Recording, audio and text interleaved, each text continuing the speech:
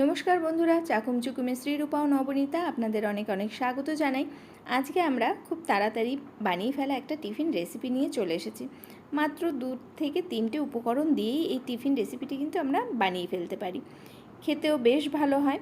তাহলে কথা না বাড়িয়ে চলুন দেখে নিই আজকের এই রেসিপিটি।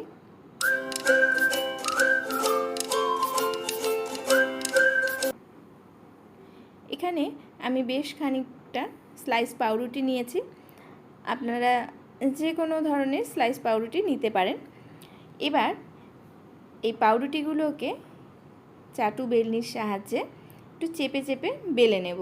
বেশ ভালো করে চেপে চেপে বেলে নিয়ে এবার একটা ছোট বাটি নিয়েছি। আপনারা যে কোনো গ্লাস বাটি এরকম ব্যবহার করতে পারেন। একটা ছুরির সাহায্যে সাইডের অংশটা কেটে দেব। এবার মাঝখানে যে গোল অংশটা দেখুন, এইভাবে সবগুলো পাউরুটি কেটে নেব। আর যে সাইডের অংশটা রেখেছি সেটা কিন্তু ফেলে দেব না, সেটা দিয়েও আমরা একটা কিছু বানিয়ে নেব। এভাবে গোল গোল করে সব পাউরুটি প্রথমে কেটে নিতে হবে। এই রেসিপিটি খুব তাড়াতাড়ি হয়ে যায়, খেতে কিন্তু খুবই ভালো হয়। বাড়িতে অবশ্যই ট্রাই করবেন। দেখুন সবগুলো স্লাইস কাটা হয়ে গেছে। এবার নিয়েছি একটা ক্যাডবেরি। আমি এখানে ডেয়ারি মিল্ক নিয়েছি। ক্যাডবেরিটা একদম ডিপ ফ্রিজে রেখে দেবেন যাতে খুব শক্ত থাকে, নরম যাতে হয়ে না যায়। আমি ডিপ ফ্রিজ থেকে বের করে এনেছি। এবার একটা করে এরকম গোল পাউরুটি নিচ্ছি এবং তার ওপর ক্যাডবেরির 2টো টুকরো আমি এখানে ঘষে দেবো ভালো করে। এভাবে 2টো টুকরো ঘষে দেব। আপনারা চাইলে একটু বেশি করতে পারেন, তবে এর থেকে কম দেবেন না, তাহলে খেতে কিন্তু অতটা মিষ্টি হবে না বা ভালো লাগবে না। এবার একটা বাটিতে একটু জল নিয়ে আঙুলের সাহায্যে পাউরুটির এরকম সাইড দিয়ে একটু জল লাগিয়ে নেব। আরেকটা পাউরুটি নিয়ে তারও সাইডে এভাবে জল লাগিয়ে তার ওপরে পাউরুটিটা বসিয়ে দিয়ে ভালো করে আঙুলের সাহায্যে চেপে চেপে এভাবে তৈরি করে নেব। এবার আরেকটা পাউরুটি নিয়েছি, যার মধ্যে আমি চকলেটের পরিবর্তে দিচ্ছি। আমার ঘরে একটু সন্দেশ ছিল, আমি ভাবলাম সন্দেশ দিয়ে একটা বানিয়ে দেখি, এটাও কিন্তু বেশ ভালো হয়। তো সন্দেশ দিয়ে দিলাম। আপনারা চাইলে ক্ষীর দিয়েও কিন্তু বানাতে পারেন, তবে আমরা চিকেনের পুর দিয়ে অনেকবার করে খেয়েছি, সেটা করতে একটু সময় লাগে। এভাবে করলে কিন্তু খুব তাড়াতাড়ি হয়ে যায়। এভাবে আবার একটু সাইড দিয়ে চেপে চেপে জল দিয়ে ভালো করে আটকে দেবো।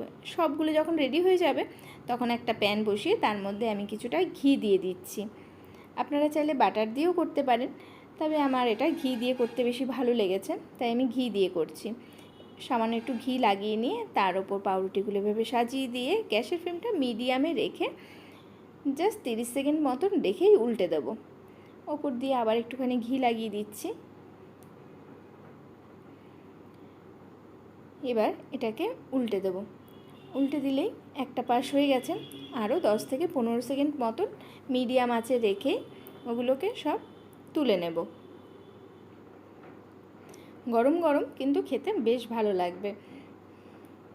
এভাবেই সবগুলো ভেজে নেব। এবার ওই প্যানেই আমি যে পাউরুটির সাইডের অংশটা রেখে দিয়েছিলাম সেই অংশ দিয়ে চলুন একটা কিছু রেসিপি করে নিই। একটুখানি ঘি দিলাম, তার মধ্যে একটা বড় সাইজের পেঁয়াজকে এভাবে মোটামুটি কুচি করে কেটে দিয়ে সেটাকে একটু নাড়াচাড়া করে নিয়ে তার মধ্যে 2টো ডিম ফাটিয়ে আমি দিয়ে দিচ্ছি। এখানে ডিমটা দিয়ে এটাকে ভালো করে নাড়াচাড়া করব। আপনারা চাইলে এখানে বিভিন্ন সবজি অ্যাড করতে পারেন, কিন্তু খুব তাড়াতাড়ি এটা বানানোর জন্য কিন্তু আমি জাস্ট পেঁয়াজ দিলাম আর একটু নুন দিয়ে দিলাম, আর দিচ্ছি সামান্য একটু গোলমরিচের গুঁড়ো। আপনারা চাইলে কাঁচা লঙ্কা কেটেও দিতে পারেন ছোট ছোট করে। আমি গোলমরিচের গুঁড়োই দিয়ে দিলাম একবারে। এবার এটাকে একটু ভেজে তুলে নেব। ভাজা হয়ে গেছে। এবার ওই প্যানের মধ্যেই যে পাউরুটিগুলো ছিল সেগুলো দিয়ে দিচ্ছি। পাউরুটিগুলো দিয়ে সবগুলো ছড়িয়ে দেব। গ্যাসের ফ্লেমটা মিডিয়ামে রেখেই এই প্রসেসটা করব এবং ওপর থেকে হাতে করে সামান্য একটু জল নিয়ে এখানে ছিটিয়ে দেব। আর দিচ্ছি একটু চিনি। জল দিলে পাউরুটিগুলো একটু নরম হয়ে যাবে, তা মেশাতে সুবিধে হবে। আর চিনি দিয়ে নাড়াচাড়া করে নিয়ে একটু তার মধ্যে এবার যে ভেজে রেখেছিলাম ডিম আর পেঁয়াজ সেটা ওপর থেকে দিয়ে একসাথে মিশিয়ে নিয়ে তারপর গরম গরম সার্ভ করলেই কিন্তু একদম রেডি এই টিফিনটি। খেতে কিন্তু বেশ ভালো হয় দুটোই। বাড়িতে অবশ্যই ট্রাই করবেন। ভালো লাগলে লাইক কমেন্ট শেয়ার অবশ্যই করবেন। আর যারা নতুন আছেন প্লিজ আমাদের চ্যানেলটিকে সাবস্ক্রাইব করুন, পাশে থাকা বেল আইকনটিকে প্রেস করে দিন, তাহলেই আমরা খুশি হয়ে যাব। আজকের মতন এখানেই শেষ করছি। ধন্যবাদ।